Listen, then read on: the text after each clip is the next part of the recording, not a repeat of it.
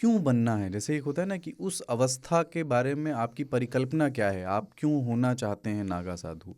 एक वॉनाबी नागा साधु जिसका आज संस्कार होने वाला है, उसके मन में क्या अपेक्षाएं हैं कि मैं वहाँ पहुँच जाऊँगा तो मैं कौन सी अवस्था को मैं प्राप्त होऊंगा?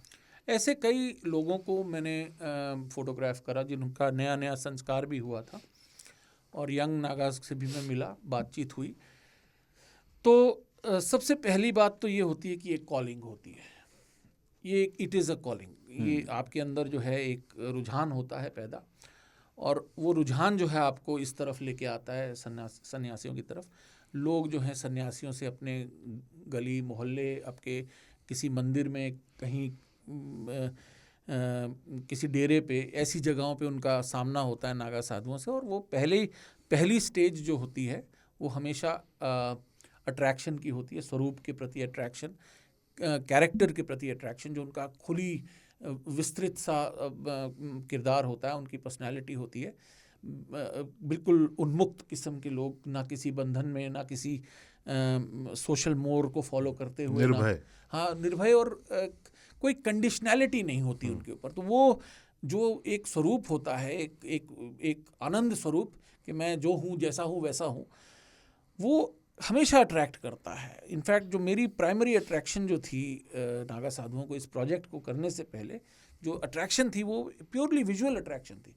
एक बड़ी लंबी जटाओं के साथ एक आदमी नग्न अवस्था में, प्राइड के साथ, बिना किसी सेल्फ कॉन्शियसनेस के, जिसे हम प्योर शब्दों में दिगंबर कहते हैं, पूरी आकाश को अपना वस्त्र बना के पहने हुए, इस भाव से, इस वेग से चल रहा है, किसी पर्पस से चलता हुआ एक इंसान। वो इमेज आप देखते हैं जब वो शाही स्नान की तरफ बढ़ते हैं, तो वो इमेज अपने आप में एक बड़ी पावरफुल इमेज है। और वो एक आदमी का मार्च नहीं है, एक इंडिविजुअल का मार्च नहीं है, पूरी एक ट्रेडिशन चल रही होती है उसमें।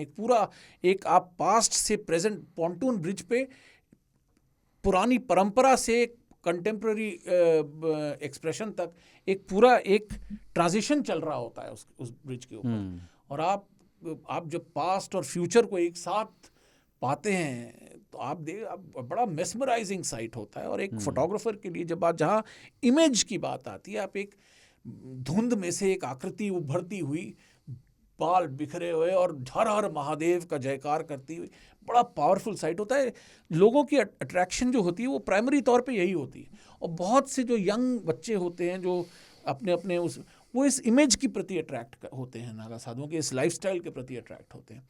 और फिर बहुत से लोग वापस घर की प्रॉब्लम से भी जो है रिएक्ट करते हैं, संसार से तंग हो जाते हैं होके, और घर में पेरेंट्स की का डेथ हो गई,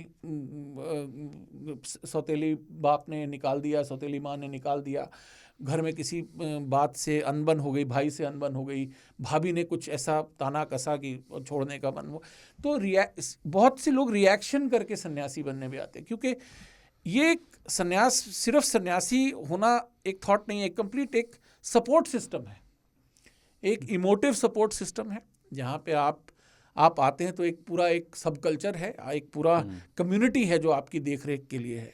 गुरु हैं और नागा भाई हैं, आपका एक सर्किट है जो कि पावरफुल सर्किट है, जिसकी रिस्पेक्ट है, सोशल रिस्पेक्ट है। आप सोसाइटी में जब नागा बाबा आते हैं तो सब पैर को हाथ लगाते हैं। तो आप एकदम से एक कल्ट, एक सोशल स्टेटस की तरफ भी झुकाव होता है।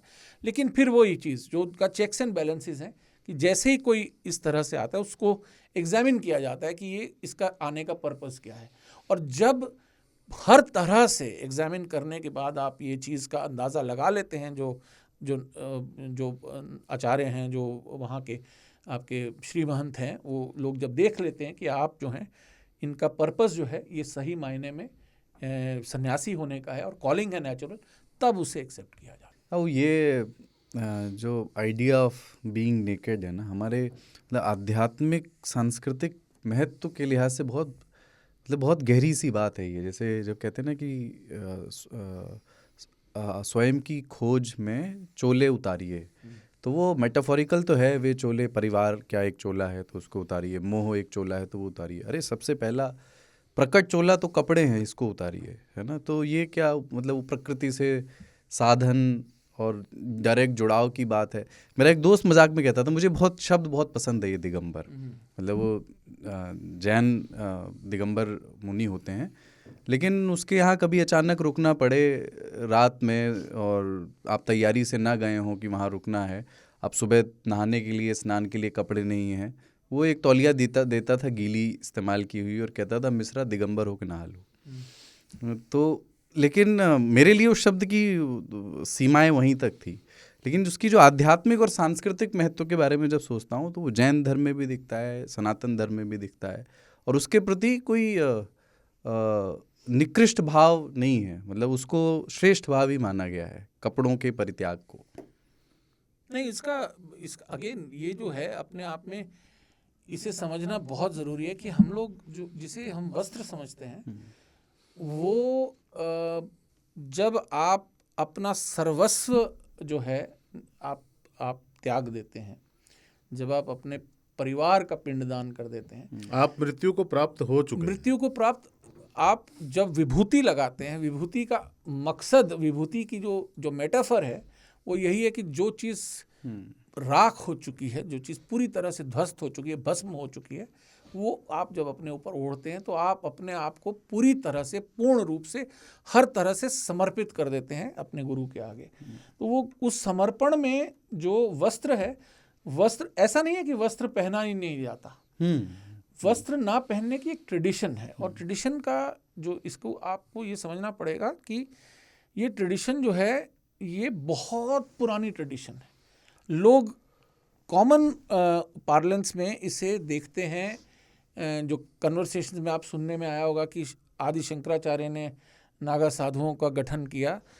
आदि शंकराचार्य ने नागा साधुओं को दशनामी जो है जो उसमें जत्थेबंदियों में बांधा। नागा साधु पहले से एग्जिस्ट करते थे।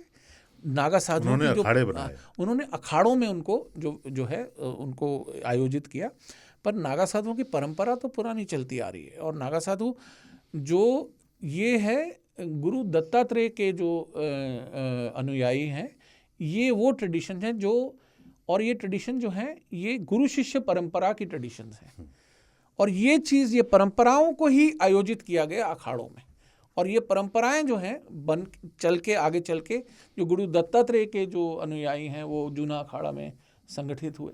इस ढंग से ये जो दशनाम जो दिए गए हैं वो वहाँ उन परंपराओं के चलते हैं। तो ये जो और जिस समय की हम बात कर रहे हैं, उस समय नागा बाबाओं का जो स्थान होते थे वो स्थान आपके शहर गांव नहीं थे, वो स्थान जंगल थे। जंगल में रहना, पहाड़ों पे रहना, गुफाओं में, कंदराओं में रहना, तो वहाँ पे जो आपकी जो नेचुरल स्टेट में, जिस स्टेट में आप रहते थे वो दिगंबर स्टेट थी। और दिगंबर भी पूरी तरह दिगंबर इस ढंग से नहीं है क्योंकि विभूति लगाई जाती है। विभूति अपने आप में एक कंप्लीट एक अपने आप में कंप्लीट वस्त्र है, भस्मांग राधा है। हाँ, तो जिसमें आप के जो हैं, अगर आप उसको साइंटिफिकली भी स्टडी करें तो आपकी बॉडी के पोर सील हो जाते हैं भस्म से, आपके ऊपर एक एंटीसेप्टिक लेप लग जाता है। तो उसके भस्म के भी जो है एक ट्रेडिशन होती है भस्म के भी, जो जब इनिशिएशन होती है तो 5 गुरु बनाए जाते हैं। जो पंचदश नाम जो वर्ड आता है वो 5 गुरु होते हैं इनिशिएशन में। और ये भी बहुत ही इंटरेस्टिंग कॉन्सेप्ट है, डेमोक्रेटाइजेशन का कॉन्सेप्ट है कि कोई भी गुरु जो है ये रिस्पॉन्सिबिलिटी का खेल है कि कहीं जो 5 गुरु जो हैं उसके जो चेले के they are responsible for that person, उसकी डेवलपमेंट, उसकी स्पिरिचुअल डेवलपमेंट के लिए। तो जो 5 गुरु होते हैं उसमें एक होता है आपके मंत्र गुरु, जो आपकी चोटी काटते हैं उसे चोटी गुरु भी कहते हैं, शिखा गुरु। फिर एक होता है आपके कंठी गुरु, एक भस्मी गुरु जो आपको भस्म चढ़ाते हैं, फिर एक आपका लंगोटी गुरु, और फिर आपका भगवा गुरु जो आपको भगवा वस्त्र पहन। तो ये सब ट्रेडिशंस हैं, ये सब। तो इसमें जो नग्नता की जो बात है, नग्न वर्ड से वैसे नागा जो है उत्पत्ति वहाँ से है। तो ये अकेले जो कम्युनिटी है इसमें जो है आपकी जो त्याग है, आपका जो ब्रह्मचर्य है, वो किसी तरह की वाव या किसी प्रतिज्ञा वाला ब्रह्मचर्य नहीं है। ये फिजिकल, आपको फिजिकली यू आर इनकेपेबल, आपको इनकेपेबल बना दिया जाता है। आपके अंदर फिजिकल डिज़ायर पैदा ही नहीं हो सकती। आपके जो है लिंग की बेसिकली आपके स्पिरिचुअल क्वेस्ट में कोई फिजिकल ऑब्स्टेकल होगा ही नहीं। तो जो और इसकी जो दिगंबर अवस्था की जो सेलिब्रेशन आप देखते हैं नागाओं में, मुझे वो इतनी ज़्यादा अट्रैक्ट करती है कि एक हिंट भी उसमें एग्जिबिशनिज्म का नहीं है कि आप कहीं पे या किसी जैसे रिबेलियन के तहत कि हम ऐसे हैं, हम ऐसे ही रहेंगे ना। एकदम सहज, एकदम जैसे एक आप चाइल्ड स्टेट में पहुंच गए और जिसमें कोई किसी को कोई आपत्ति नहीं है। और सबसे बढ़िया बात ये लगती है मुझे, और आप किस विस्तृत सोच से आते हैं वो दिखने को मिलता है जब गांव, छोटे छोटे शहरों से औरतें जो आती हैं, परिवार के लोग आते हैं, वो सब इतने स्वाभाविक तरह से जो है इसको इन नागाओं के बीच में फिरते हैं, दर्शन करते हैं।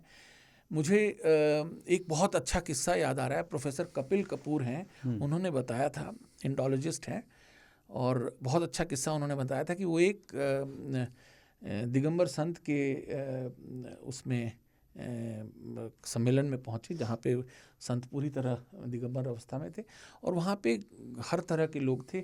गांव की कुछ बच्चियाँ भी थी जो उसमें सत्संग में बैठ के सुन रही थी। तो इन्होंने पूछा कि बेटे, आपको अजीब नहीं लगता कि जो है इन्होंने कोई वस्त्र नहीं पहने हैं? तो उसका जवाब लड़की का ये था कि हाँ, वस्त्र तो नहीं पहने हैं, लेकिन ऐसा दिखाई नहीं देता। तो ये जो एक माइंडसेट है, we have to understand it, कि हमारे कॉन्टेक्स्ट में, हमारे कल्चरल कॉन्टेक्स्ट में जो न्यूडिटी है वो गारमेंट की एब्सेंस नहीं है। करेक्ट। वो गेज से डिफाइन होती है कि आप किस दृष्टि से जो है जो बॉडी को देखते हैं। तो ये इसका एक बहुत स्ट्रॉन्ग जो है मेटाफर जो है आप नागा साधुओं की लिविंग प्रेजेंस में देखते हैं। वाह।